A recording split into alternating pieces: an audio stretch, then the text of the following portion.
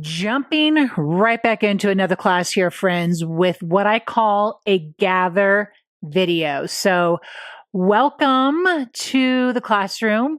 This video is a dual video. Not only will you find this in the classroom for the new class I'm calling Page to Page, but it's also going to be on YouTube, which is probably where you're seeing this first. What I like to do before I actually open cart for a new class is take time and share with you what it is I'm going to actually be using in the classroom. I think that's super helpful. Y'all told me it's super helpful, and so let's hope it's helpful again today, okay? So this class, Page to Page, is going to... Do you want to sneak? I can sneak you a little bit. And you're going to say, Jamie, I've seen that before. No, you haven't. You've not seen this before. This one's different. They're all different. Okay. I'm a tease.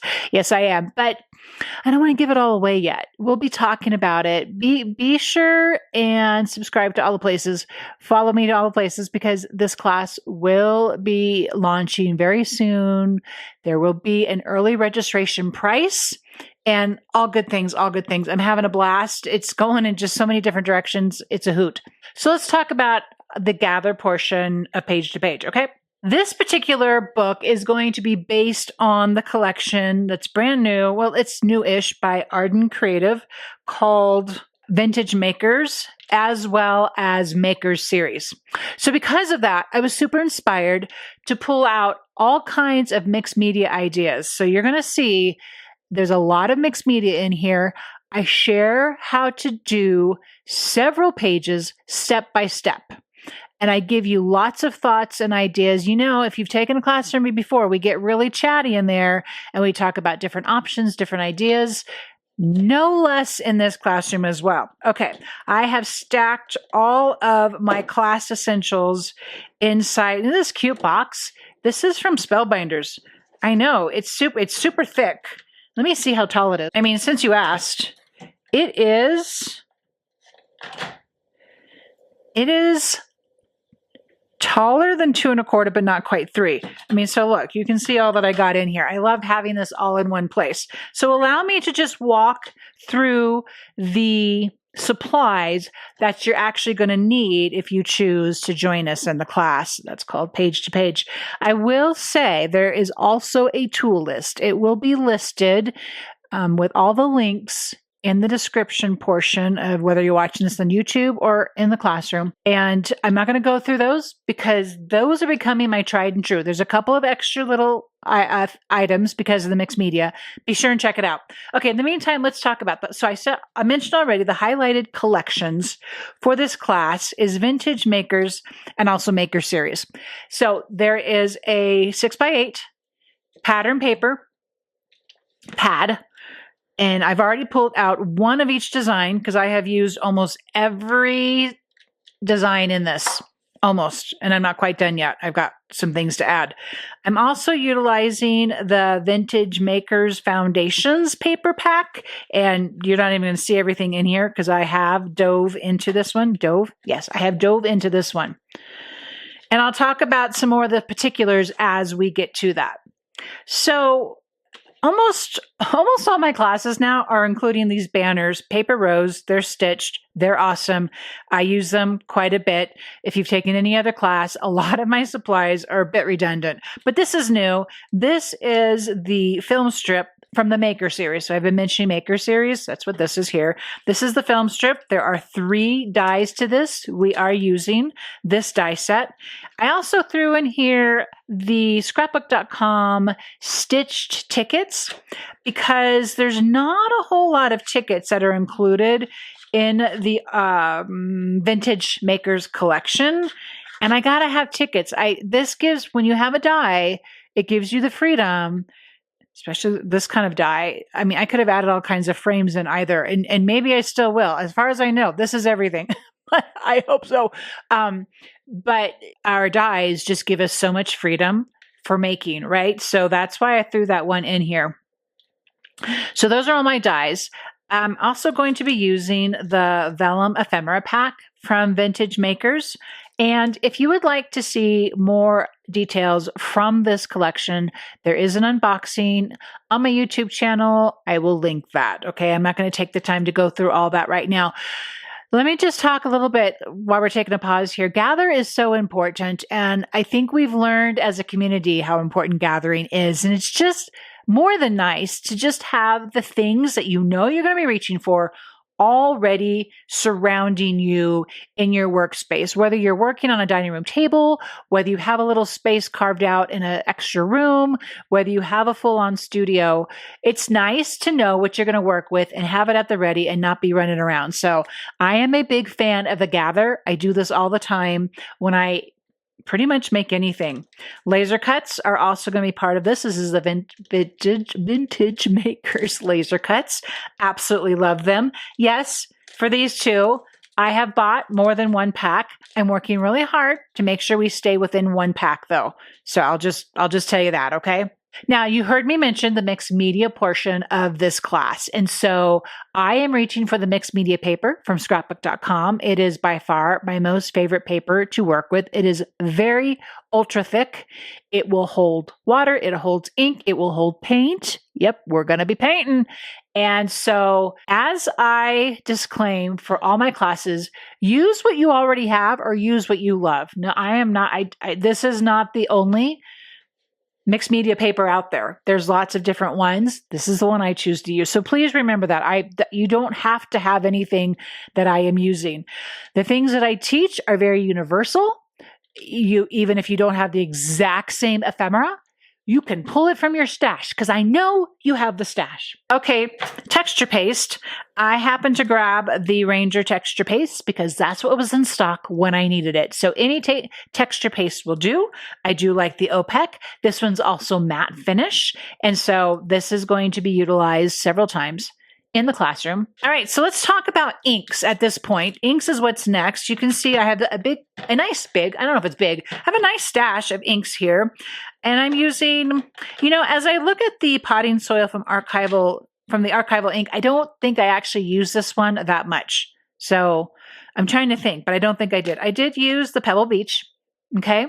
And a whole lot of blending. So we have antique linen, bundled sage, forest moss, pumice stone, rustic wilderness, scorched timber, tea dye, and vintage photo. So those are what I reached for time and again throughout this class. Super heavy on antique linen, which is pretty interesting based on the fact that there's not a whole lot of antique. This is a very neutral collection. And actually, I keep looking at some of this that also has what I would consider to be rusty henge. I haven't used it yet, but maybe if you have some kind of rust, we might be pulling that out. We'll have to see, okay? I didn't have it in my stash, but I also used antique linen at least once, maybe twice. I can't remember at this point, but maybe twice. Okay, I mentioned paint. I know. I have never taught paint before, but there's a really approachable paint technique I'm going to be sharing. I have this, what is a sort of antique linen replacement because I could not find antique linen in the distress paints. So this is just a craft paint, which I talk about in that lesson that you can just use craft paint. I grabbed the Rustic Wilderness as well as the Forest Moss, and I ended up blending these two colors. That's why both of them are in here.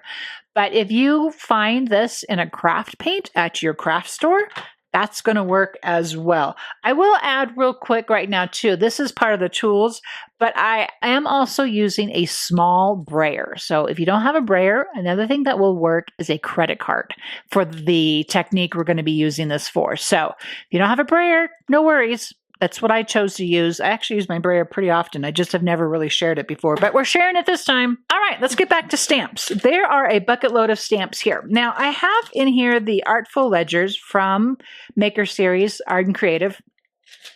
I do use this, but let me caveat this again. You have ledger stamps that you love. You have script stamps that you love, then use those, okay? Nothing is beholden to what I have in here. I have also included birdsong, But I will tell you, I'm only using, I just wanted a definition stamp. That was, I think it's the Moment one. That's all I used. And the only place I had it was in here. So if you have definition stamps yourself, or if you have Birdsong, either one, they're definitely going to work. Fern Valley. Now, the thing about Fern Valley, I'll be completely honest and transparent with you. I just went for these paint splotches again and again. That's what I was hot on the trail with. I didn't use the fern as far as yet, and I don't think I'm going to. But in where I was doing a lot of mixed media, it was mostly paint splotches. And I'm going to show you another option for that in a moment. Letterbox remnants. I really, really did love this. Not only is the script beautiful, so see, you could use this for the script if you needed to, but I really, really love the letterbox part. And I did use that. But if you have some kind of edging kind of distress stamp, that's going to work for you. And then I stuck in here the ledger wings, big old question mark, because I haven't used them yet, but I love them so much. So I didn't want to leave them by themselves. So at some point in time, I will be using those, whether in a YouTube video or in a classroom.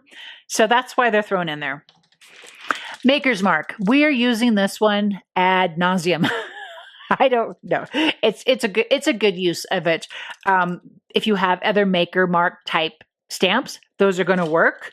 And as well as, this is a great stamp set as well. This is from LDRS, Texturize It. We've used this brand before in a classroom. I really, really like their stamps, and this could go on for days. You could probably even maybe for some of the texturizing and the mixed media part, just live with this.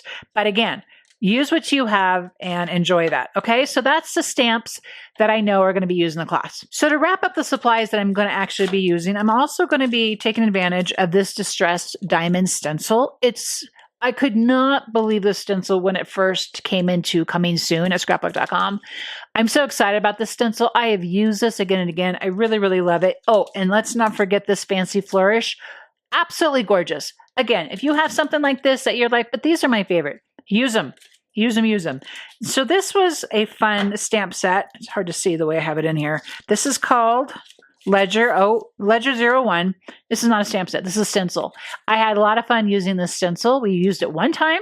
So, make your decision there, whether that's something you think you need also. But I did really like the effect that it made. And that is a look at the supplies, which I will be utilizing again and again in this class I'm calling Page to Page. And it's page to page for several reasons, and mostly because of the mix of pages that we're going to be adding to this book. This is also structured around a 6x8 DIY book. And this is part of the book series that I offer in my classroom. If you'd like to familiarize yourself with that, you can check out the first book class that I did this year. It's called Something New. And that's still a book that's giving again and again. If you have any questions as to these supplies, please do not hesitate to ask. All the supplies are linked in the description, and I'll see you in the classroom.